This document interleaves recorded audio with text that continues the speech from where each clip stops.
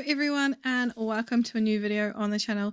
Today we're diving back into my 2026 reading journal to set up another 2 pages, and I am very excited that we are looking at bingos for these next 2 spreads.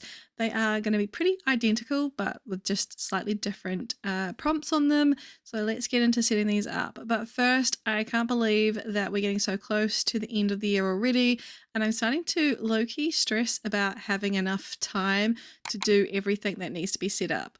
Obviously, having a reading journal is a hobby of mine, but it's also very in-depth. I have made my process harder than it needs to be. And so it has definitely started to feel a little bit like I don't have enough time. I know we still have an entire month of December, but with the way that this whole year has gone by in a blur, I am just a little bit aware of having less amount of time than I perhaps need. Yeah, because I've got to set up the rest of this, and then January I've also got to wrap up my 2025 reading and my reading data and set up all the pages in there. And then I also have to set up my own personal bullet journal. So I am starting to feel the crunch of end of year setups, and I know that that's happening for a lot of us. I've had a lot of chats with other journaling friends who are also saying I started even back in July and I'm still struggling to get through it all. So if you commiserate with us, I totally feel you as well.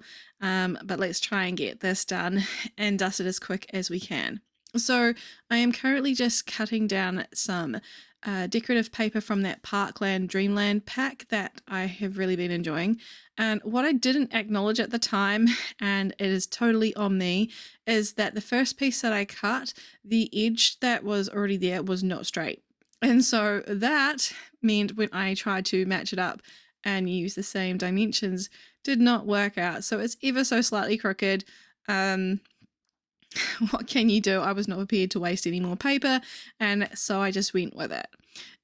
On this left hand side, I'm going to do my reading bingo, and I've done multiple editions of this type of page, and I'm really excited to try it out this way. So I have sort of evolved my style with the reading bingo.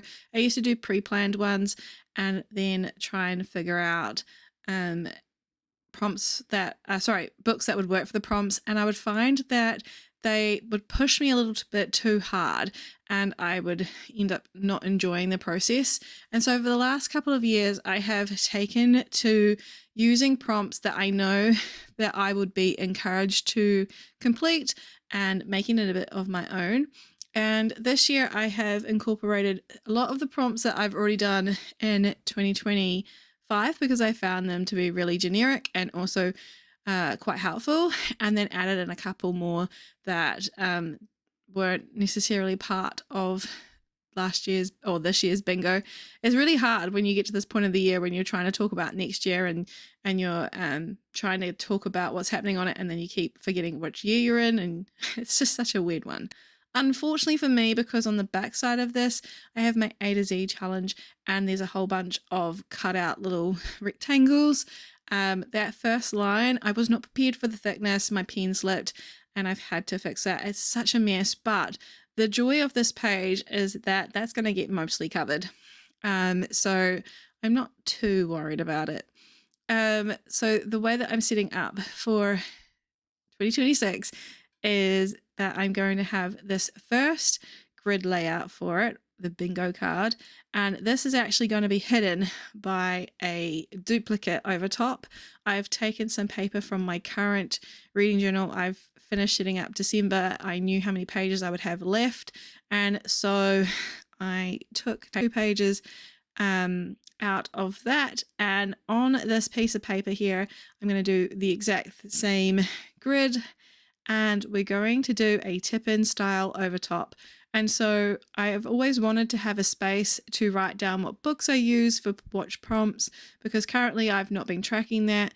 I used to do a list form and I used to hate it, so I scrapped that, and I didn't want this to take up more than 1 page. So I decided that the tip-in would be the best option. So on top it's going to have all the prompts, and then underneath I'm going to stick in the cover of the book that I use the prompt for, and also the star rating.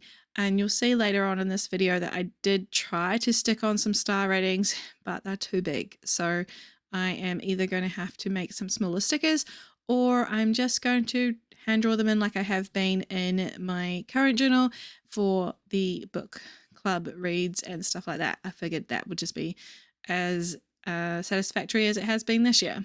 So here I am just adding some prompts to this piece of paper. Now, this was really difficult in a sense of I can never get things centered. I think on this one it's a lot easier because there's a lot more writing to each prompt, but you'll see that I can never center things in the middle of the box. It absolutely drives me insane.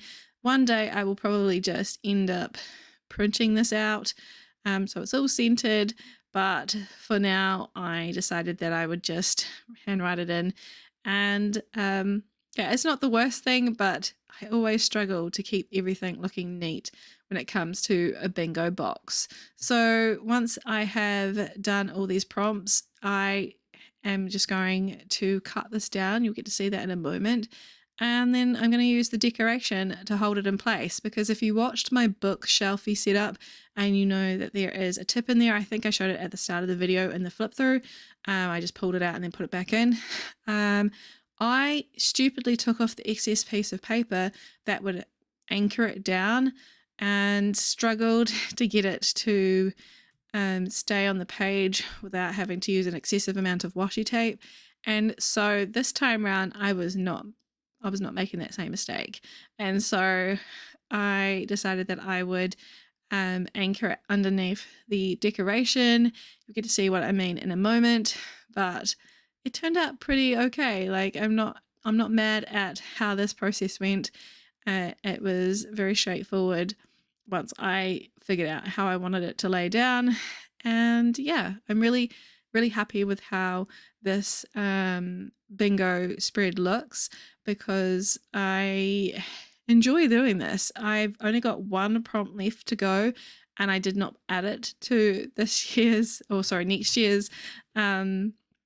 list because I don't read graphic novels enough, and I decided that it would not be worth challenging myself yet again to read them. I've got them sitting on my shelf. I've got enough to finish the prompt, and I will before the year is out, but I'm not gravitating towards it. It's been sitting unchecked for months now, and it's the only one left on the prompt list. You think I would have finished it by now, but I'm not in any rush. So yeah, that's why I left it off for 2026. So here you can see that I have gone ahead and cut it out, and I'm just going to fix that mistake with a bit more pen. Done. It's nice and covered. You can only see just a little bit of that paint marker. I really wish I hadn't used the Posca pen. It was very thick and inky, and I ended up accidentally putting it on some of the decoration. So I wish I hadn't have done that, but it worked to cover up that line a little bit and take your eye off of that. So that's the main thing. So here you can see that I have gone ahead and not only used a bit of washi tape to hold it down, but also I'm going to use these two pieces of decoration. So the lace that I've really enjoyed using throughout this setup, I'm bringing back. I think I used it on my book mosaic and really enjoyed it there. So here is where we figure out that everything is crooked, but I am not going to get up in a twist about it because it's not worth it. I want to get these pages done, and not necessarily done in a bad way, but if I sweat the small things, this is going to take me a lot longer to do, and I need to get cracking on. There's a lot of pages to still set up in this journal, and I am not prepared to sweat it over the small things at this point. There is another mistake that will happen a little bit later into the video, which is really frustrating, but again, we're not going to sweat it. That is me to a T. I'm always making mistakes in these videos. But I see it as a good learning point that you guys can see what I do and don't do what I do. Yeah, we all make them, as we're human after all. So I don't mind being the one that has to make the mistakes on camera if you guys don't have to make them in your books. That would be a win as far as I'm concerned. So the reading bingo is done, and let's repeat the whole process again, but this time for book tropes. I really liked doing this a couple of years back, but I just did it in a list format, and I think that it didn't get its time to shine. And so I'm bringing it back in 2026, and I'm allowing it to have its moment. So basically the same setup. I'm going to do the grid space on here as well, and gonna get another tip in with the extra piece of paper, and you guessed it, we're going to fill in some prompts. However, this one was a lot harder to do because I hadn't gone ahead of time and gone, oh, these are the prompts I want to use. I mean, I was pretty much winging the entire setup. I didn't even plan this out in my digital planner system that I've been using, which has been fantastic. But yeah, for this, I just figured I know how to do a box and a bingo square. So I'm pretty sure I can do it without setting that up. So there was no planning, and that is not normal for me. And I think that's why it took me so long to figure this one out, because I am not necessarily someone who reads the tropiest of tropes, if that makes sense. Of course, there's always tropes in the books that I'm reading, and if you look at marketing, there's always tropes in the synopsis these days. So even though I am someone who doesn't necessarily like buy into tropes all the time, I'm aware of them, and I read both fantasy and romance with a penchant for fantasy. So my tropes list may have things that you wouldn't consider a trope, and are also more fantasy based than romance, because I'm not going to be spending a lot of time reading romances in 2026. I will read the ones from authors that I really love, and I will try some here and there, but I'm feeling very worn out from the current romance distribution, I guess. I'm just tired of cutesy books or cutesy sounding books being really heavy in content that are quite triggering. And I don't want to be reading that. I'd rather spend my time in an in-depth fantasy novel and read the romance in that. And so I'm more likely to read romantasy or fantasy with a lot of romance in it. It's really hard because some books don't really categorize into romantasy and some are just thrown in there when they shouldn't be. So let's not get into that conversation. But yeah, I am focusing more on having fantasy tropes on this list, but some will be able to cross over, so that'll be really good. Obviously I've had to add in some of my favorites, and I don't know if they're classed as tropes, but I've added in like morally grey and sentient character, because I love things that have sentient animals or houses in them, so that had to come back.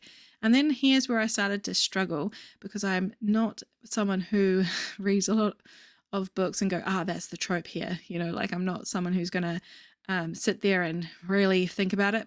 So you can see in these last three, I'm really looking up on Google. I'm flapping around with my pen a lot. So yeah, that is what it is. Managed to finish the grid, so that's the main thing. We've got a whole bunch of prompts, and I'm going to have fun with this next year. I'm really looking forward to filling in my challenge trackers for 2026. And these 2 pages I think are going to be really fun, especially now that I've added in a place to mark down what books go where. And I'm not going to trap myself. I'm only going to use the same book once on each tracker. So say that I read a book that ended up being a 5-star read, I could track that off on Reading Bingo, and then it also filled, I don't know, a Grumpy Sunshine. I will use that same book. I'm not going to be like, oh no, I can't, because I've already used it on the other side. But it would be nice to be able to not rely on that to fill in both of them. It would be nice to have different books for each side, but I'm not going to be too specific about how I plan and use these, because As you all know, if you've been following me long enough, the A to Z challenge this year I've been really stubborn about because I refuse to cut off the and which has had a few people go, you really are being stubborn here. But I just feel like it should be more of a challenge. I've done that challenge for so many years now. So I'm going to take the advice of everyone and stop being so stubborn. So therefore, next year I won't be as up in arms about how I fill in trackers, I suppose. But equally, I do want the good challenge, and I'm looking forward to filling in both these pages. Now, I could have left this right here, but you know that I've been adding sparkles if you've watched the rest of these setups, and I ended up making another mistake that I was so gutted about, but what can you do? I decided that I would put down sparkles, and I put my hand in the way and smear it. It's so frustrating. So the reading bingo page was really doomed from the beginning because that's the page I do it on. So here it is going on. Isn't it cute and sparkly? How adorable. And then I stupidly went backwards and smudged the absolute out of that top one. So that was frustrating. But what can you do? So I might take a white gel pen to it at some point to see if I can clean it up a little bit. But other than that, it's time to carry on, add on the light purple, and call these 2 pages done. So that's what I did. And, this journal is full of little mistakes here and there, but I'm actually really happy with how it's coming together. And here is where I decided to try and put on those 5-star stickers, but it just did not work out. As you can see, they're just too big for the box. And here I was stubbornly trying to make it work and cutting them to the smallest size I possibly could make them, just to try out one more and realize it's just going to completely change the shape of the square that it's going into. So there we go. It's going to go over the line completely. I did not like this, and so I will probably hand draw them. So that's all right. It's worth trying, and here is where we'll leave it. So thank you so much for spending some time with me as I set up another 2 pages in this journal. Like I said, we've got 4 more to go. We've got a readathon page and some other book clubby stuff. So if you are looking forward to them, stay tuned. And until we next meet, I hope you have fun reading and journaling. Bye, everyone.